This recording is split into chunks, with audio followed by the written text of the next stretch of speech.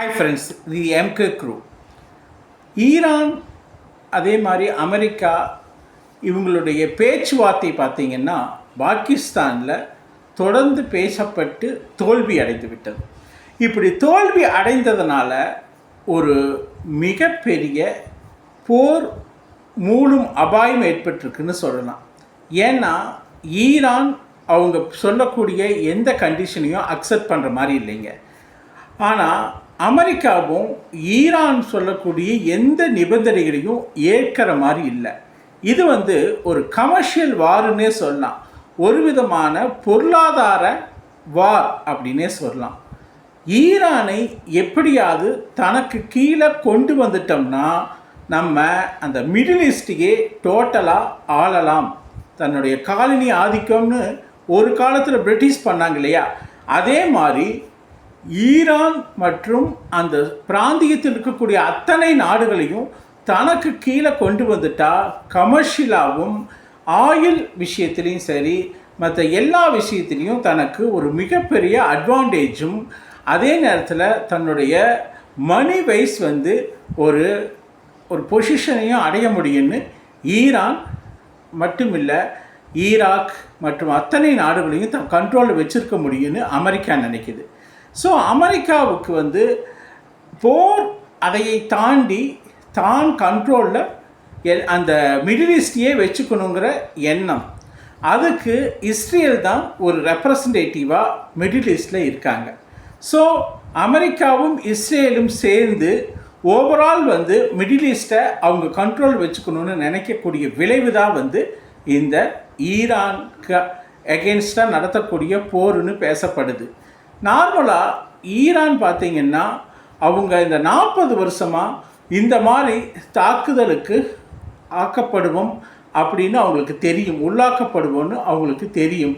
அதனால் கிரவுண்ட் லெவலில் ப்ரிப்பேர்டாக தான் இருந்திருக்காங்க. அதில் பல டெக்னாலஜியை யூஸ் பண்ணியிருக்காங்க. பல டெக்னாலஜியை பல நாடுகள்கிட்டருந்து வாங்கி வச்சு ரெடியாக தான் இருந்திருக்காங்க. எனிவே அமெரிக்கா பார்த்திங்கன்னா இந்த அளவுக்கு கூட ஒரு செட்பேக் அடைகிறாங்கன்னா அதுக்கு ஈரானுடைய ஒரு முழு முயற்சியும் அவங்க டெக்னிக்கலாக சவுண்டாக இருந்ததின் விளைவு தான். ஈரான் பார்த்திங்கன்னா இன்றைக்கும் தங்க சைடு ஸ்ட்ராங்காக வச்சுக்கிறதுக்கு ரஷ்யா கிட்டேருந்தையும் சைனா கிட்டேருந்தும் டெக்னிக்கல் சப்போர்ட் வாங்குகிறாங்க. வான் பரப்பு பாதுகாப்பு சப்போர்ட்டை இப்போ இந்த போர் நிறுத்தத்துக்கு அப்புறம் ஈரான் சைனா கிட்டேருந்து வாங்கியிருக்கிறதா பேசப்படுது. ஸோ சேட்டலைட் ஆகட்டும், மற்றபடி இந்த ரேடார், தென் ஏவுகணைகள், ட்ரான்ஸு, இது எல்லாமே ஈரான் சைனாவையும் ரஷ்யாவையும் டிபெண்ட் பண்ணி வாங்கப்படுதா சொல்கிறாங்க. அதே நேரத்தில் மிடில் ஈஸ்ட்டை அவங்க தொடர்ந்து அமெரிக்காவுடைய பேஸை குறி வச்சுட்டு இருக்காங்கன்னு சொல்லப்படுது. ஸோ இப்போ போர் நிறுத்தம்னு சொல்லப்பட்டாலும் மறுபடியும் ட்ரம்ப்பு ஈரானை சுற்றி படைப்போம், ஹர்மூஸை பிடிப்போன்னு சொல்லிகிட்ருக்கார். ஏன்னா ஹர்மூஸ் ஒரு பெரிய கமர்ஷியல் சென்டருங்க. இந்தியா உட்பட பல நாடுகளுக்கு ஆயில், கேஸ், உரம் அதெல்லாம் கப்பல் வழியாக கொண்டு செல்லக்கூடிய ஒரு இடம் தான் இந்த ஹர்மூஸ் நீரிணைப்பு அல்லது ஜலசந்தி. அது வழியாக தொடர்ந்து மற்ற நம்ம இந்தியா மாதிரி ஒரு பெரிய நாட்டுக்கும் சைனா மாதிரி நாடுகளுக்கும் மற்ற தெற்காசிய நாடுகளுக்கும் போகணுன்னா அந்த வழியை தாண்டி தான் போகணும். ஸோ அது ஒரு சென்டர் ஆஃப் இம்பார்ட்டன்ஸு, கமர்ஷியலாக அவ்வளவு இம்பார்ட்டன்ட் இருக்குது அந்த இடத்துக்கு. அதனால தான் ஈரான் கூட ஒரு கப்பலுக்கு 18 கோடி நியமிச்சிருக்காங்க. அதாவது 18 கோடி ஒவ்வொரு கப்பலுக்கும் சார்ஜ் பண்ணுறதா சொல்லியிருக்காங்க. இதை ஓமன் கூட சேர்ந்து பகிர்ந்துக்கிறோன்னு கூட சொல்லியிருக்காங்க. ஸோ அந்த அளவுக்கு மணி வேல்யூ உள்ள இடம்தான் அந்த ஹர்மூஸ் ஜலசந்தி. ஸோ அந்த மணி வேல்யூ உள்ள இடத்த கைப்பற்றுறதுக்கான போராட்டம், ஒரு போர் தான் இந்த ஈரான் அமெரிக்க போர். இதில் மற்ற விஷயங்கள் எல்லாம் ஒரு சாக்கு போக்குக்காக சொல்லப்படக்கூடிய விஷயம். ஆனால் உண்மையிலேயே ஈரான் என்னதான் வந்து ஒரு பவராக இருந்தாலும் அமெரிக்காவுடைய மெயின் எய்ம் வந்து கல்ஃபில் எல்லா நாடுகளையும் தங்களுடைய கண்ட்ரோலில் கொண்டு வரணும்னு முடிவு பண்ணது தான். நீங்கள் ஈராக் பார்த்தீங்கன்னா சதாம் ஹுசேன் பீரியடில் இருக்கும்போது அவர் வந்து எந்த பெரிய இஷ்யூ இல்லாமல் அணு ஆயுதம் இருக்குது, மற்றபடி கெமிக்கல் வெப்பன்ஸ் இருக்குதுன்னு சொல்லி உள்ளே புகுந்து அமெரிக்கா என்ன பண்ணாங்கன்னா சதாம் ஹுசேனை வந்து டெரரிஸ்ட் குரூப் அப்படின்னு சொல்லி சதாம் ஹுசேனை வந்து டோட்டலாக அழித்து ஈராக்கை அவங்க கண்ட்ரோலுக்கு கொண்டு வந்தாங்க. அதே மாதிரி தான் இப்போது ஈரானையும் அவங்க கண்ட்ரோலுக்கு கொண்டு வர்றதுக்கு பார்க்குறாங்க. இப்போ ஈராக்கு ரெண்டுமே அவங்க கண்ட்ரோலுக்கு வந்துச்சுன்னா ஓவரால் வந்து மிடில் ஈஸ்ட் ஃபுல்லாமே அவங்க கண்ட்ரோல் தான், அவங்க பேஸ் தான் இருக்கும். அதை பேஸ் பண்ணி கமர்ஷியலாக வந்து அவங்க ஆயில் அண்ட் கேஸ் அதோடைய மார்க்கெட்டில் அவங்களுடைய டாமினேஷன் தான் இருக்கிற மாதிரி பார்த்துக்குவாங்க. உலகம் பூரா oil and gas and fertilisers இதெல்லாம் வந்து அமெரிக்காவை டிபெண்ட் பண்ணி அனைத்து நாடுகளும் இருக்கிற மாதிரி தான் பார்க்கணும், இருக்கிற மாதிரி தான் வச்சுருக்கணுங்கிறது தான் அமெரிக்காவுடைய எண்ணம்.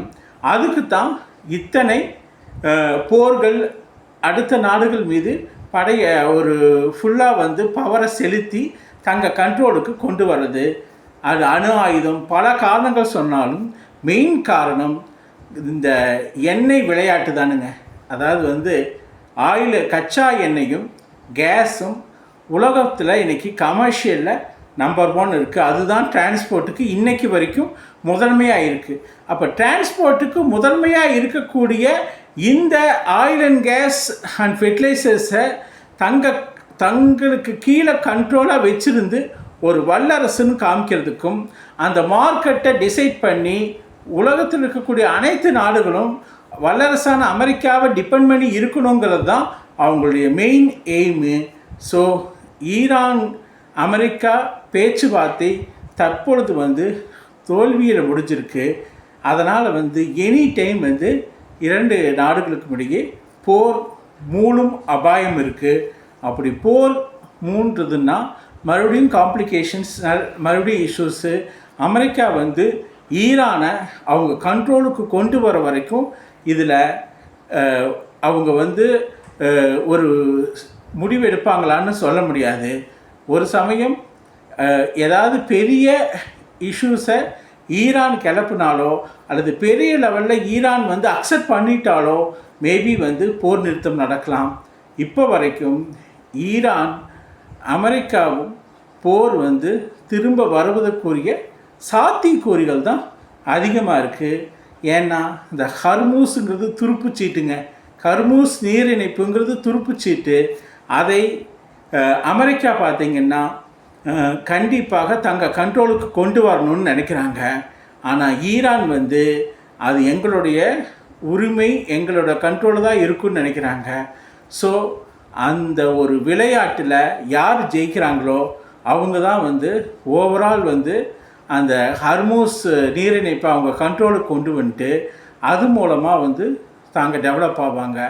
ஆனால் அமெரிக்காவை பொறுத்த வரைக்கும் இது ஒரு ப்ரெஸ்டீஜ் இஷ்யூ. மற்ற எல்லா கல்ஃப் கண்ட்ரிஸையும் தங்கள் கண்ட்ரோலுக்கு கொண்டு வந்துட்டாங்க. ஈரானையும் அவங்க கண்ட்ரோலுக்கு கொண்டு வந்தால் தான் உலக லெவலில் பெட்ரோல், கேஸ் மற்றும் ஃபெர்டிலைசர்ஸை ப்ரைஸஸையும் டிசைட் பண்ணலாம், அதை தங்களுக்கு கீழே கொண்டு வரலாம். அதே லெவலில் வந்து அதனால் வரக்கூடிய பலன்களும் அதனால் வரக்கூடிய எல்லா அட்வான்டேஜஸும் அவங்களுக்கு வரும்னு நினைக்கிறாங்க.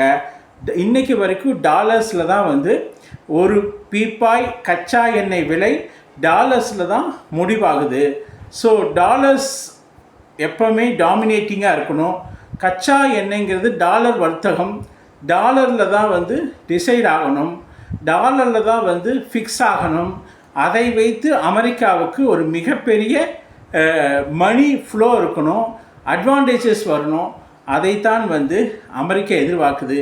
அதனால்தான் மிடில் ஈஸ்டில் என்றைக்குமே தாங்க டாமினேட்டாக இருக்கணும்னு நினச்சி ஈரானை எப்படியாவது தனக்கு கீழே கொண்டு வந்துடணும், தான் சொல்லக்கூடிய விஷயங்களை தான் ஈரான் செய்யக்கூடிய நிலையில் இருக்கணும்னு சொல்லி அமெரிக்கா நினைக்கிறதுனால தான் இந்த போர் இதுதான் இப்போதைக்கு தொடர்ந்து கொண்டே இருக்குது.